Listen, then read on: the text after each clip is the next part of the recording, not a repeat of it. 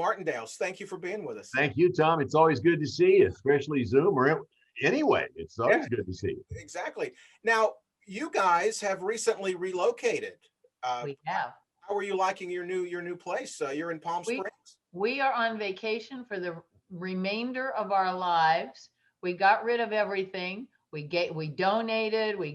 So much stuff we got rid of, and we are on a beautiful lake and a golf course, and we look out the window and we go, why didn't we do this 10 years ago? How about 20 years ago? 20 years ago, yeah. Wow. It's beautiful. We just love it. We just love it.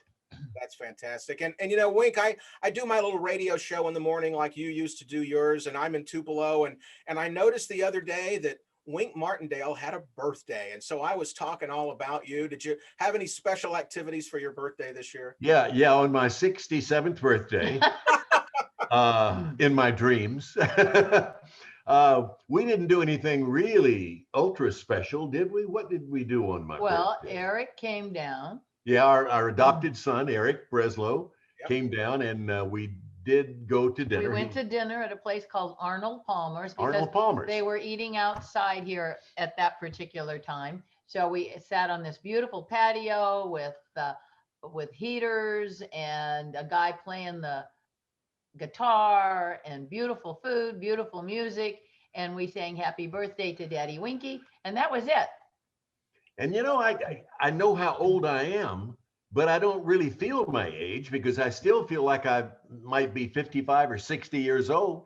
I still have plenty of, get up and go and a got up and get. So I feel great. And I get up every morning, and at my age, I thank God every day for another day that he gives me to walk the planet. Well, it's kind of like what they say. How old would you be if you didn't know how old you were? I'd like that.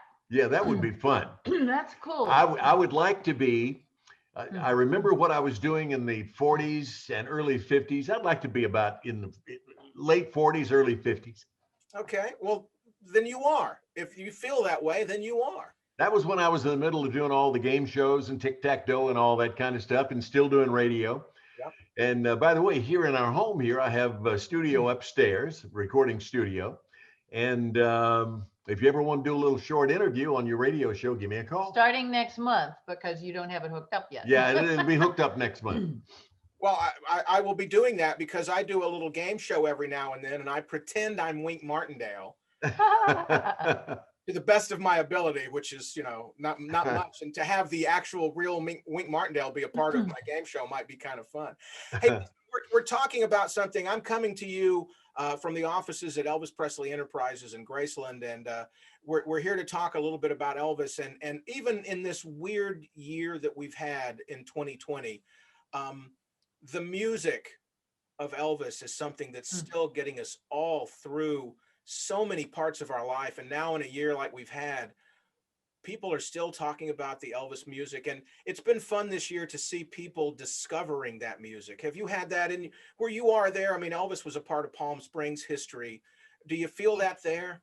He's everywhere, In fact, Tom. they just sold the house, right? Yeah, the honeymoon house where he and Priscilla had their honeymoon just sold. And last year we actually went there before things got crazy. And they had a birthday celebration and a cake, and there's pictures all over the house. It's very Elvis is very much here. 2.5 million. Last year it was on for 3.5 million. And so the guy, in fact, he called us and asked us if we wanted to buy it. Hello. I don't think so. Relative to the music, you're absolutely right. I listen to Sirius a lot, Sirius XM and the Elvis channel. And even other stations, AM or FM stations that I happen to tune across. Elvis is everywhere. He's everywhere. Somebody said Wink loves deviled eggs. So somebody said, there's this restaurant down here. They have great deviled eggs. So we go driving and we go to this restaurant. It's like a rock and roll restaurant. Big statue of Elvis. I said, oh my God, he's everywhere. No deviled eggs, but Elvis was there. And when an Elvis song comes on the radio, I was saying this to somebody the other day, Tom. When an Elvis record comes on, it's like it was recorded yesterday. It still has that vibrant sound to it.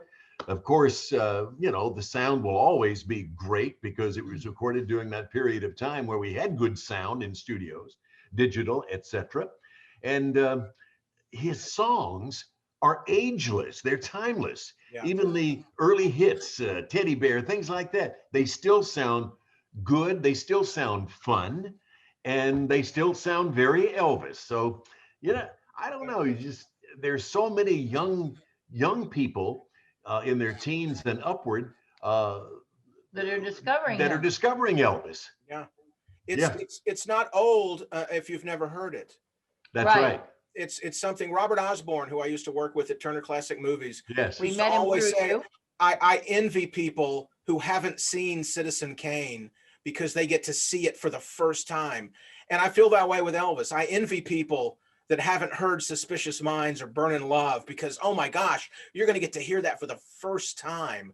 I remember hearing Suspicious Minds for the first time, which happens to be my favorite all-time Elvis record. And Sandy and I were there in '69 in Las Vegas, the night that he did it for the very first time. And I think that was the night that it seemed to go on for like 10 or 15 minutes. He just kept on and on. He didn't want to end it. And it was by then it was such a huge hit that he recorded, I think, at American Studios in Memphis. Right. But boy, what a great night that was. Well, it's something that we listen to those recordings of Elvis and we're kind of transported, especially the live recordings. We're transported back to the venue, even if we weren't there. Back in time. Yeah. We feel like we're there. And Wink, for you working in music as long as you did, being a DJ, do you know of another artist, maybe Sinatra, that connected so emotionally with people throughout the decades? No, nobody. Well, No, in our decades, but then in the younger decades, they have their people too, but that doesn't apply back to before us. I was born, I'm sure that Rudy Valley, people like that, if anybody Al remembers that. Jolson, maybe. Al Jolson, perhaps during the early 40s, I guess. He was huge on vaudeville, but nobody outside of Sinatra, maybe, if we can put him in the same class, outside of Sinatra, Elvis is a one and only. They will never, it's like Dick Clark told me one time in an interview, there was only one, there will never be another. Yeah. No, Never. there won't. Yeah. And I was talking with someone the other day, we were talking about the legend is supposedly, the urban legend is if you can't be a Beatles fan if you're an Elvis fan, that you have to, you're one or the other. And I told someone, I said, well, I love the Beatles. And they said, but yeah, you're an Elvis fan. I said, I'm not an Elvis fan. I said, Elvis is family. Yeah. I'm a fan of the Beatles, but Elvis seems, people have such a connection with Elvis emotionally besides the music. I mean, the life story and just what kind of life he had, where he came from, what he was able to accomplish, his friendships with the guys, his relationship with his mom, with serving in the military. I mean, just so many things about his life. And with us as well, Elvis is home. I feel so blessed, Tom, because I've often thought over the years that I was blessed to be there at the beginning, the night he was discovered, 54, July 10th. And I lived through that Sun Records period with all of the Sun artists who became huge stars, Johnny Cash, Carl Perkins, all the people, Roy Orbison. And so that was the 50s. And then I was in radio and television in the 60s. And that was when Beatlemania hit, and then into the 70s and into the 80s. And I feel so blessed to have been a part of all of those musical eras, which were so huge in our industry. I have a girlfriend who, when the Beatles first started, my dad had a nightclub in LA. She had to see the Beatles. I bought tickets. I took her to the Hollywood Bowl to see the Beatles. That night, after they were done performing, they went to Elvis's house. We had gotten a call at my dad's club for me to come up to the house and meet the Beatles. I missed the call because I took her to see the Beatles at the Hollywood Bowl, and she said, oh my God, you mean I could have met, she went crazy. So she was a monster Beatles fan. Then years later, I took her to Vegas and she got to meet Elvis Presley. She wasn't an Elvis fan at all. She was all Beatles because she's younger than me, a little younger anyway. So when she came to the International Hotel in Las Vegas, we're in the dressing room. She stared at Elvis and she said, Sandy, I didn't get it. Now I get it. He is absolutely the most gorgeous thing I've ever seen. And then she had a girlfriend that loved him. So a couple of years later, he was doing some movie at MGM, and she said, Sandy, I'd like to take my girlfriend Carol to meet Elvis. Can you arrange that? I said, sure. So I called, and Elvis said, sure, have them come to the set. So we set it up. They went to the set, and she walked in, and he said, you must be Stephanie. And she said, yes, and you must be Elvis. And he laughed. And she said she'll never forget that as long as she lives. But now she's a monster Elvis fan. And she takes back that she was a Beatles fan more than an Elvis fan, because now and forever she will always love Elvis. Tom, with your mom being she's still with us, right? Your mom?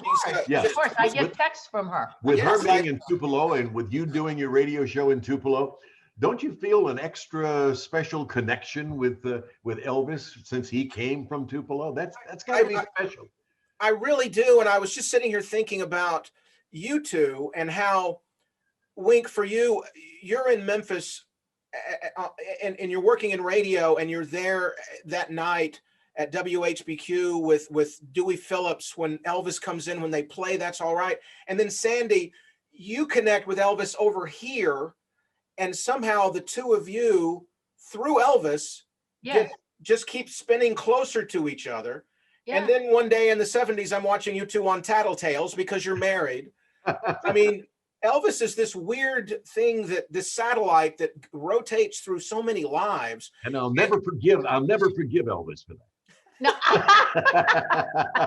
Elvis was also watching Tattletales that night. We went to see him in Las Vegas. He had seen the show that day. And he couldn't believe that, he said, I raised Sandy in California, knew you. And now, I mean, it was just like unbelievable to him. He couldn't get over how much the little minutia, the detail that we knew about each other, because we ended up winning the game that day. Woohoo!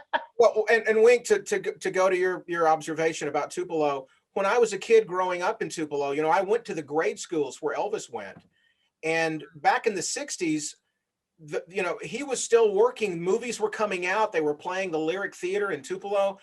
It was almost a message to me that anything was possible, because look what happened right here in this town, in this little house.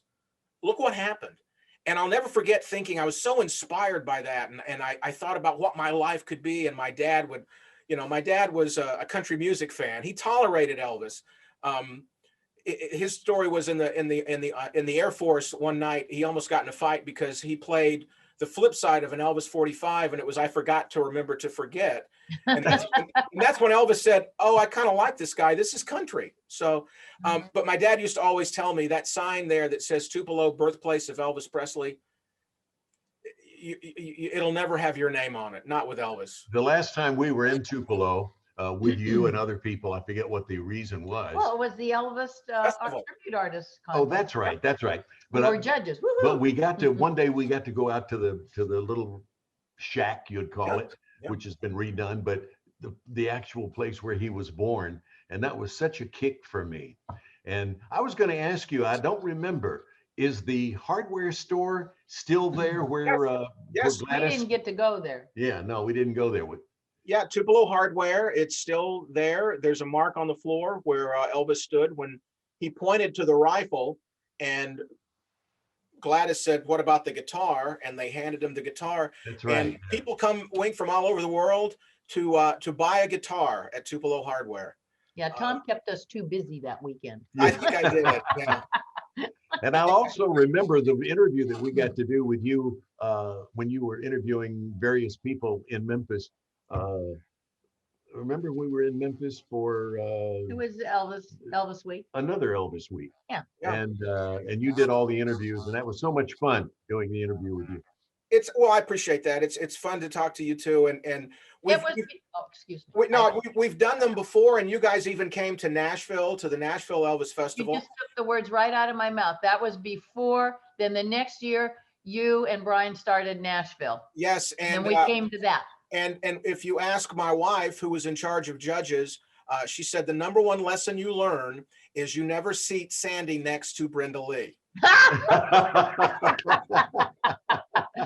We talked just like when we were in high school. We talked the whole time. It was. We were like, we got to move Wink between them. And I said, don't put Wink in the middle. He'll join them. Where do you do it now? You had to move out of that theater, I think. What do you do? We're hoping to move to a larger venue if the world gets back to normal. So Yeah. we're hoping to do that. But for you, I mean, the people that know you, Wink, know you from game shows. Like I've always said with Wink, I said all of us in the 70s who grew up in the 70s, we saw you when we were sick, staying home, Yeah. and watching you, on television. This, like you were saying with this Elvis connection, that Elvis is everywhere. People ask me, how long is it gonna be around? And my answer is always, well, we don't ask that about Shakespeare anymore, do we? No. I mean, Shakespeare is, and my answer is always, Elvis is now Shakespeare. He is always going to be here. What do you say when people ask you, like, how long is this going to last? What do you Nobody say? nobody ever dare say that to me. I don't know. Nobody's ever said that to us. I don't remember somebody saying that, of asking that of me. Maybe because they knew or know our connection with Elvis, because naturally our answer, if the question were posed, would be forever. Because like I said, there was only one, there'll never be another. And you don't forget a once in a lifetime person. They live forever. Yeah. Well, and look, he's been gone longer than he was even here. Yeah. So that's kind of proof in itself that he'll be forever. Yeah, there's something about, we'll end the way we started. There's something about the music. There's something about the looks and about the charisma and the concerts and the movies and everything. But when it boils down to it, it's still what you hear on a radio coming through, going into your ears, going into your brain, and going into your heart, really. I mean, another thing is, Tom, they keep finding ways to reinvent Elvis at RCA. I remember the first time I was driving along and listening to Sirius, and the first time I ever heard a track from that first album he did, they did with the London Philharmonic. Yes.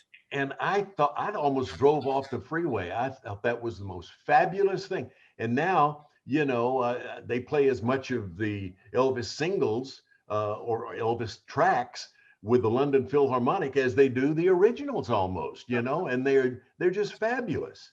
And I was sitting with Joe Gershio, Elvis's conductor, one afternoon at the Peabody when Priscilla came in and was telling Maestro about this upcoming album and asking Joe what he thought of that. And Joe, who was Elvis's conductor all those years, said, Yeah. Oh my God, this is what Elvis always wanted. He wanted a 100-piece orchestra behind him at all times. The more musicians on stage, the better. He would have loved that giant sound of an orchestra. So you're right, Wink. They keep finding ways. And, we also just recently, they released the From Elvis in Nashville box set. And we hear Elvis in the studio working with the musicians and finding a song and fine tuning. And you really hear how smart of a producer he was in working with the music and changing. He knew what he wanted. I had always heard that in a recording session, especially at Studio B there in Nashville at RCA, that they would get there say around 11 or midnight, and they'd spend the first 3 or 4 hours of him just listening to demo records. And he had these huge pile of demos, and he would listen to them and he'd throw one away and keep one. He's maybe, and then throw one away. But he would select from demos the songs he was going to record. Right. Yeah. That's an amazing way to do it. And the musicians were good enough to listen to that demo and play it. And just play it. And the musicians have told me, Norbert Putnam being among them in Nashville, saying that when Elvis came into the studio, it was after the musician had already been there for an entire booking. And so now they're almost in overtime when Elvis gets there. That's how much he loved the musicians. He made sure the musicians were taken care of. Yeah. Well, listen, thank you so much for joining us from the Martindale studios in Palm Springs. And I look forward to seeing you both in person. I can't wait to give you a real hug instead of a virtual hug. I'm tired of it. Thank you, Tom. It's always a pleasure to be with you. We love you dearly. And let's stay miss you. And we miss seeing you in person. And hopefully we can come back to one of your Nashville events again and be a judge sometime in the future. You got that. You got it. We're going to get you back to Graceland, and we're gonna and I'll see you at cocktail hour. Okay. Every day, 5 o'clock. Cocktail. Yeah, by the way, it's got to be cocktail hour somewhere in the world right now. Excuse me. Exactly. That's why I'm wrapping up. Thanks, Bye, guys. Tom. Love you. Bye-bye. Bye.